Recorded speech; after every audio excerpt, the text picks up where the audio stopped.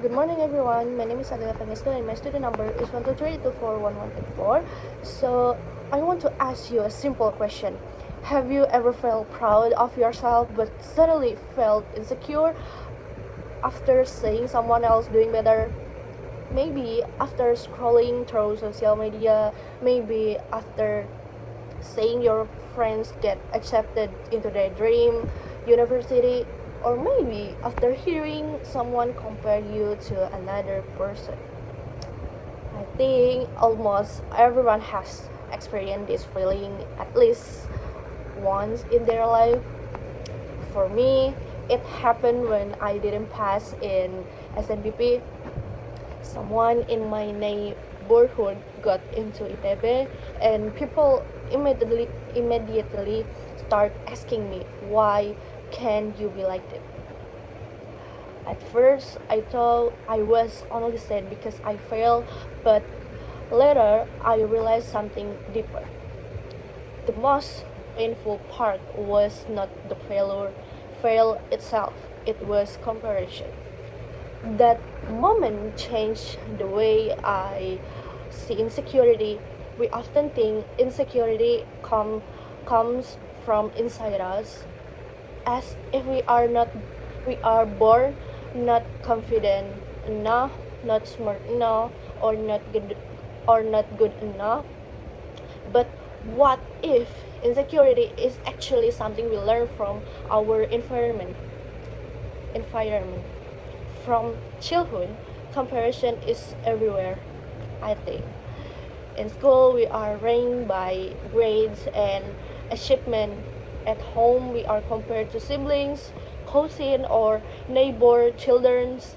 On social media, we are compared our appearance, lifestyle, relationship, and success to people online every single day. Slowly, comparison becoming normal, and without realizing it, we began to measure our worth based on other people. So, psychologists call this social comparison theory. Human naturally compare themselves to others to understand their position in society. Sometimes comparison can motivate us to improve ourselves, but when comparison become too much, it start the damage our confidence and mental health, right? The problem begins when we stop saying they are successful and start saying, so I must be a fail. After I didn't pass SMPP, I start doubting myself. I keep thinking maybe I was not smart enough or not hard working enough. Every time I open social media, I saw accepted announcement, celebration posts, and people talking about their future campus. Even though I was happy for them, I also feel like I also felt left behind. I compare my life to theirs every day, and honestly, it became exhausting. Exhausting.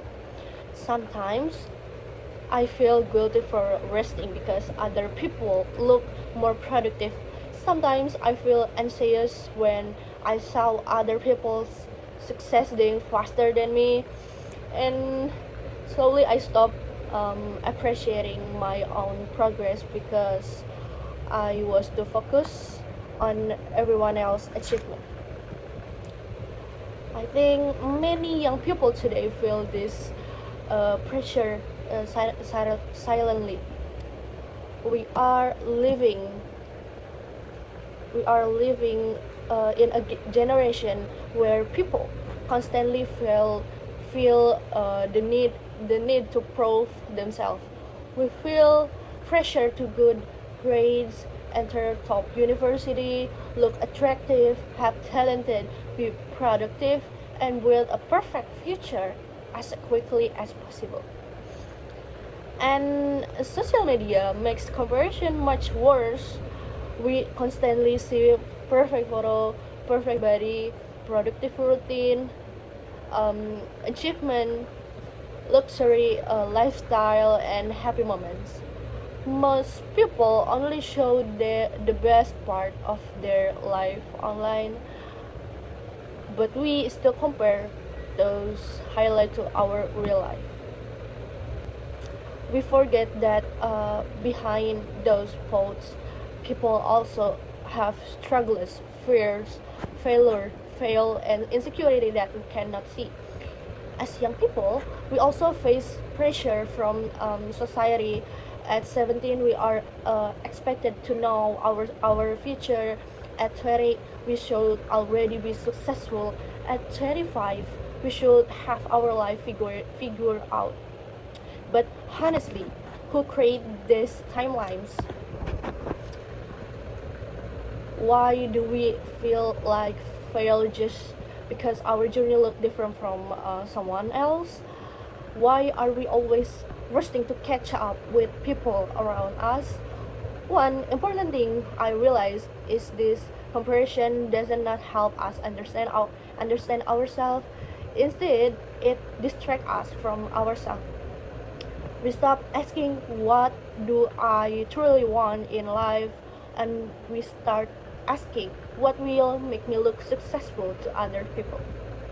And I think that is dangerous because when we only chase validation from others, we slowly lose our own identity. We became afraid of fail, afraid of being left behind, and afraid of not being good enough. For a long time, I believe confidence meant becoming better than everyone else. But now, I think confidence means accepting yourself and your own journey without needing it to look like someone else. Because no matter how successful you are, there will always be someone smarter, richer, prettier, or more talented. If our self-worth depends on being better than others, then we will never truly feel enough. And I think that is why so many people today feel emotionally tired. We are constantly trying to catch up with everyone else. But life is not a competition. Different doesn't mean behind, different doesn't mean fail, different simply means your path, path is your own. Some people success early, some people take more time, some people discover themselves later in life, and all of those journeys are valid. I also realized that healing from comparison is not about suddenly becoming confident all the time. We are still human, and sometimes we will still compare ourselves to others. But healing begins when we become more aware of it, when we stop measuring our worth based on like rankings, achievement, or other people opinions. When we learn to appreciate our own growth, even if it looks small, we understand that resting doesn't make us lazy, failing doesn't make us worthless, and moving slowly doesn't mean we are losing in life. I believe healing starts when we stop measuring our value based on comparison. Instead of asking why I'm not like them, maybe we should start asking what kind of life actually makes me happy. Because success should not only about impressing other people, success should also mean feeling peaceful with yourself. And the end of the day, everyone has different struggles, different timing, different journey. So comparing your entire life to someone else's highlight is unfair to yourself. So today we are not insecure because something is wrong with us. Maybe we will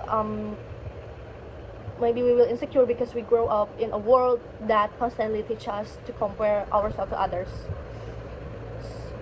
So because maybe we were never born feeling not enough. Maybe we were just taught to compare. So I think that's all from me. Thank you for listening. Goodbye.